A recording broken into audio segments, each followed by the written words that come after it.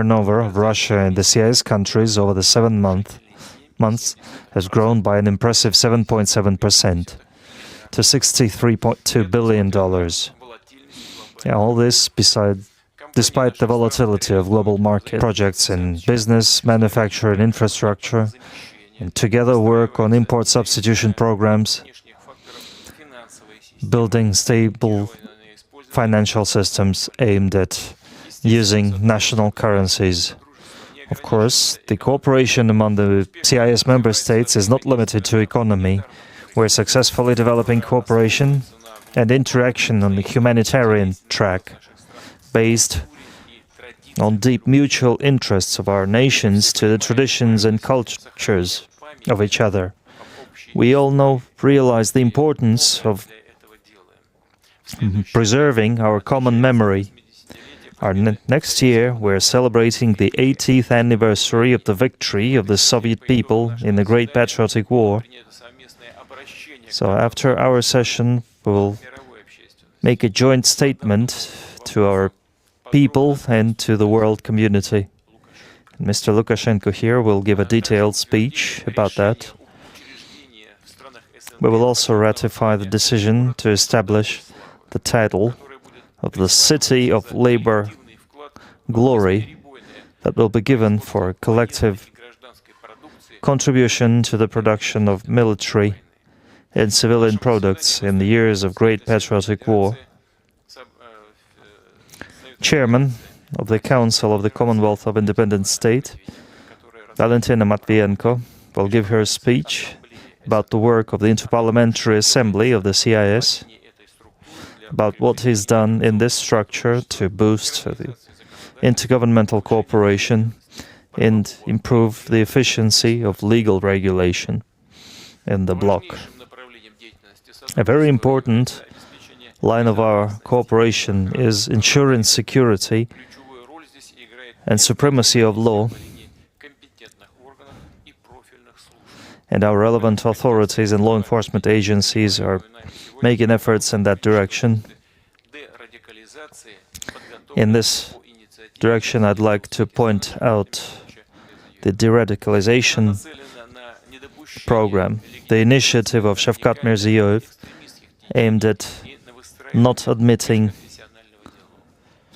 extremism and aimed at building interconfessional dialogue. Amid growing radicalization in the world, it's very important that all CIS states are in favor of forming a just world order based on common principles of law, with the central role of the United Nations. We constantly align our positions on key international issues, and our approaches are similar. From January the 1st, 2025, the chairmanship moves over from Russia to Tajikistan, and we would like to wish the President of Tajikistan, Emomali Rahmon, and all our colleagues in Tajikistan best of luck, and we're going to assist them in any way we can. May I pass the floor to President of the Republic of Belarus, Alexander Lukashenko. Mr. President, heads of delegations, let me thank you for this opportunity to present the address of heads of states of the Commonwealth of Independent States, dated to the 80th anniversary of the victory of the Soviet nation in the Great Patriotic War. This right was given to our country by history. Our country, Belarus, was the first to take the brunt of Wehrmacht divisions, and the Brest fortress stood fast in the way of the Nazi hordes, and hand to hand with Belarus were fighting over 80 nationalities, and every one of them knew that they were combating the absolute evil. Many of their names are memorized in the names of streets and avenues in Belarus, in our memorials and monuments. Among them is the Marshal of Victory, is Georgy Zhukov, Azerbaijan, Rafiev, Avakian from Armenia, Iskanaliyev from Kazakhstan, Anayev from Turkmenistan, Yakubov from Uzbekistan, and many more thousands of them. We remember the grief and suffering of millions of our fellow compatriots. Every 30 seconds, the bells at Khatyn remind us that over 600 Belarusian villages were burnt down together with women and children and elderly people. The echo of their cries for help still resonates, along with the people of besieged Leningrad and the cries of millions of women whose fathers and children didn't come back from battlefields. In the territory of Belarus, we still continue to find mass graves of people tortured and executed.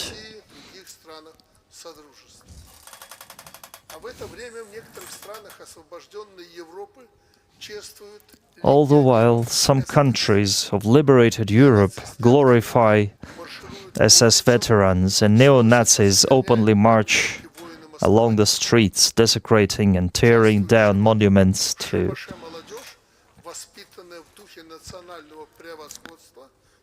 Allied warriors. And young people brought up in the spirit of revanchism have no idea about the true course of history. They don't know that together, along with Soviet people, their ancestors fought from the Baltic countries, from Germany. They have been made to forget that they owe their very lives to Soviet warriors who had paid the ultimate price for their liberty and for the future of their nations. One can steal a memory, one can't steal the truth.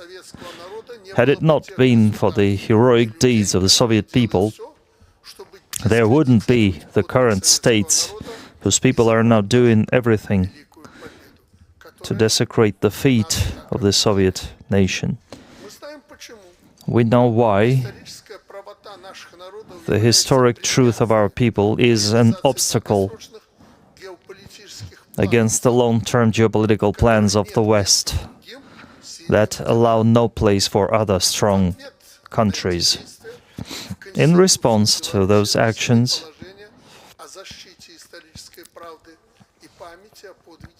adjustments have been made to the Constitution of the Republic of Belarus about protecting the truth, the historical truth. Fortunately, the realization of importance of defending the feet of our people and defending our common memory, we are united in that. We do it for the sake of peace. For the sake of peace, we are taking today's statement, which fully aligns with the interests of not only our Commonwealth, but the entire humankind, which is ever close to the brink of a disaster.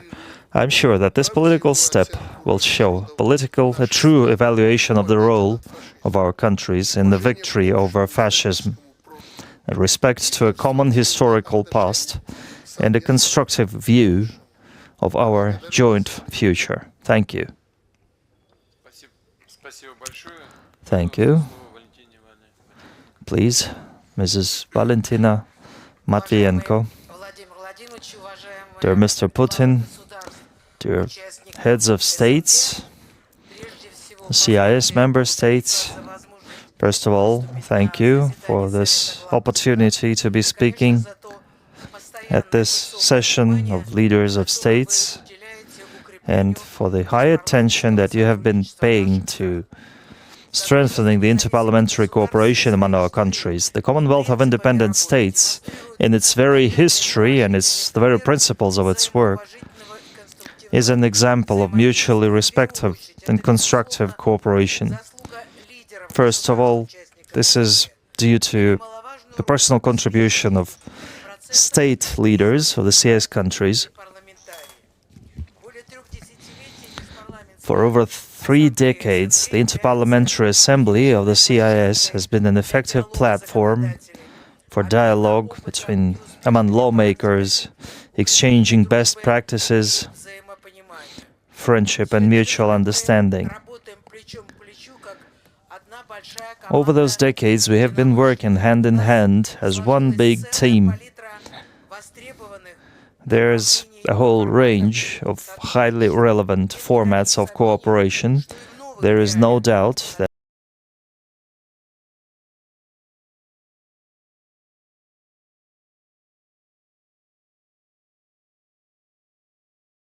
in the new reality that we live in, the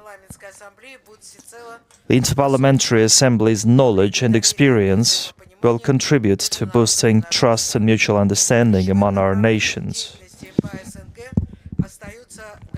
Our key activity remains harmonization, harmonizing and bringing closer the legislative frameworks of member countries and creating a common legal space and developing benchmark laws. As of today, the Interparliamentary Assembly has already passed over 700 such documents. Most of them were developed according to the intergovernmental programs and other CIS documents taken by the supreme authorities of the Commonwealth. Besides that, the Interparliamentary Assembly has prepared 28 bills and drafts of international documents, most of which were the basis of agreements and conventions coordinated on the level of state leaders of the CIS. Of course, model lawmaking only recommends, and it in no way limits the sovereignty of CIS countries, but it allows to build truly harmonious development in the territory of the CIS. Besides that, we see that most of the model acts developed by the Assembly are used when adjusting the national legislations. These model acts often serve as examples and benchmarks to resolve complex legal situations. For example, references to such documents can be seen in verdicts of constitutional courts of some CIS countries. An important mission of the Interparliamentary Assembly is monitoring of elections and participation of independent observers in elections fulfills 2 functions. It ensures the legitimacy of power, and on the other hand, it creates a strong obstacle against unfriendly countries' intervention in elections and excludes any unilateral speculations on this topic. Over the 30 years of its monitoring activities, IPA observers have taken part in over 100 presidential and parliamentary electoral campaigns.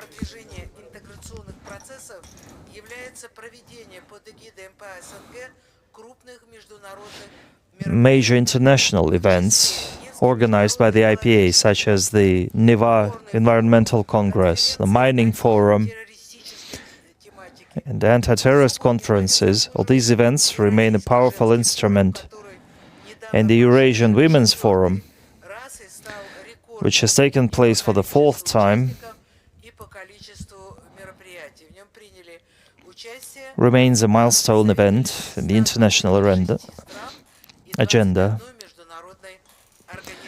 attended by representatives of 126 countries, and we are going to boost the uniting potential of such formats. Let me remind you that our young people are actively involved in the integration processes The International Cultural and Education Forum of the CIS, Children of the Commonwealth, hosted in turns by all CIS countries, the Interparliamentary Assembly hosts the Youth Interparliamentary Assembly that unites young parliamentaries, and it's a great school for learning best practices in legislation and friendship. And perhaps the biggest symbol of friendship among our young people is the incredibly popular project, the Memory Train.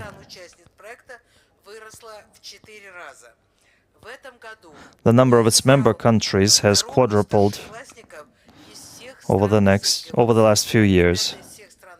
Children from all CIS countries have been members of this project, a unique opportunity for children to take a historical trip through our common history, know about the deeds of our ancestors. And over the time of this project, we've had time to see that children really want to know the truth about events that took place in 1941, 1945, and I think we should support them in this aspiration.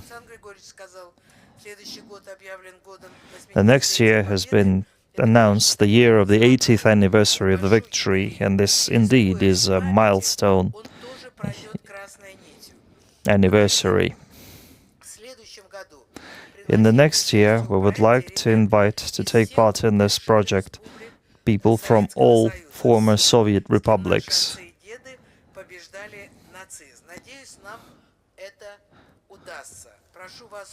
I kindly ask the leaders of states to support this initiative.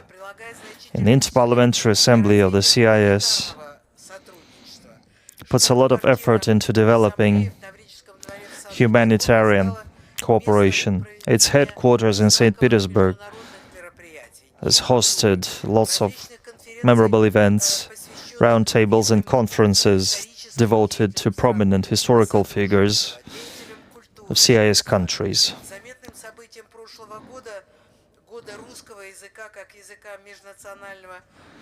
The year of Russian as the language of intercultural communication in the CIS was marked by international conference, Russian language as the base of integration dialogue in the CIS, and we plan to make this conference an annual event. The Assembly is boosting its international activities with the countries of Asia, Africa, and Latin America.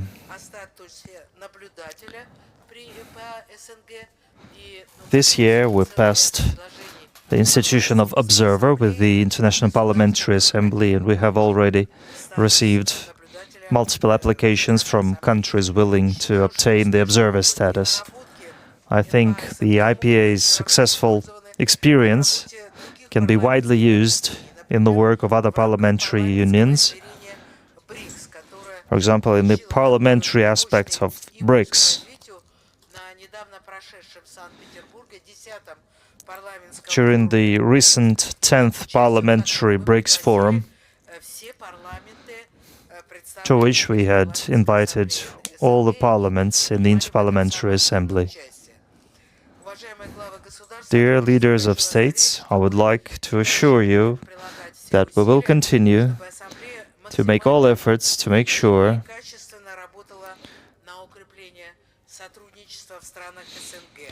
that the Interparliamentary Assembly keeps working, and we hope for your continued support. Thank you. Thank you.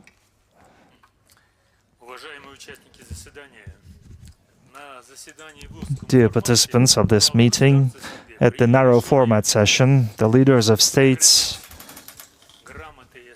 decided to award the commendation of the CIS Director General of Rossiya TASS and news agency, Mr. Kondrashov. And I kindly ask you, Mr. President, to hand in this commendation. By the decision of the leaders of the Interparliamentary Assembly and heads of States Council of the CIS for great contribution to cooperation between CIS member states, this commendation is given to Andrei Kondrashov, Director General of Rossiya TASS news agency.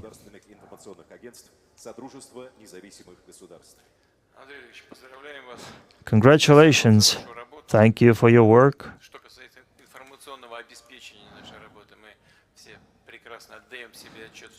We know very well how important it is, the coverage of our work. Congratulations and best wishes. Thank you.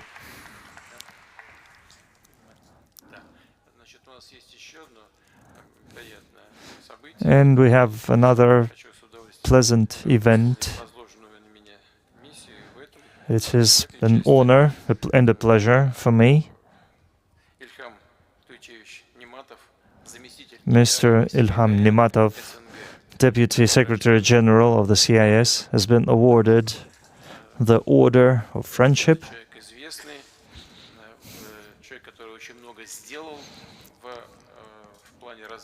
Mr. Mamatov is a very well-known person who has contributed a lot to the development of the Commonwealth of Independent States in different offices and positions.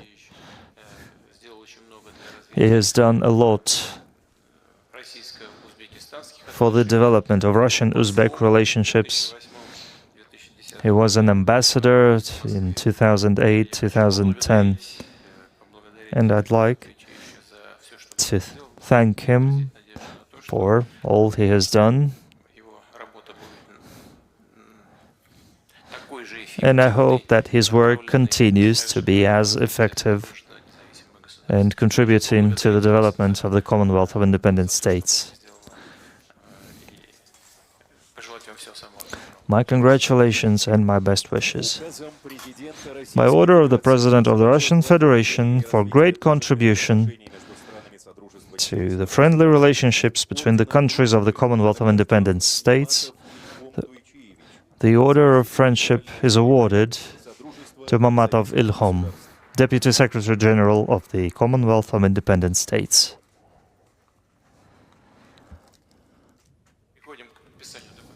Now we're moving on to the signing of documents.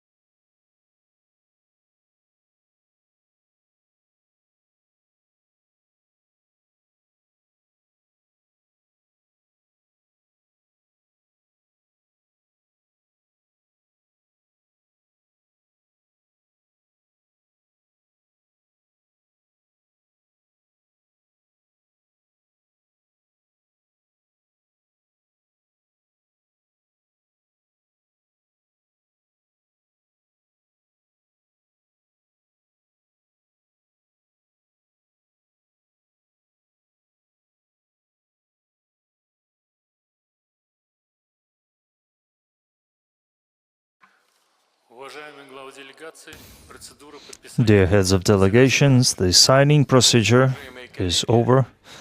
Dear colleagues, I'd like to thank all of you for your work today, and before we complete our work, I would like to ask you, is there anybody something would like to add or to inform us of something? So, I announce our today's session closed. Thank you.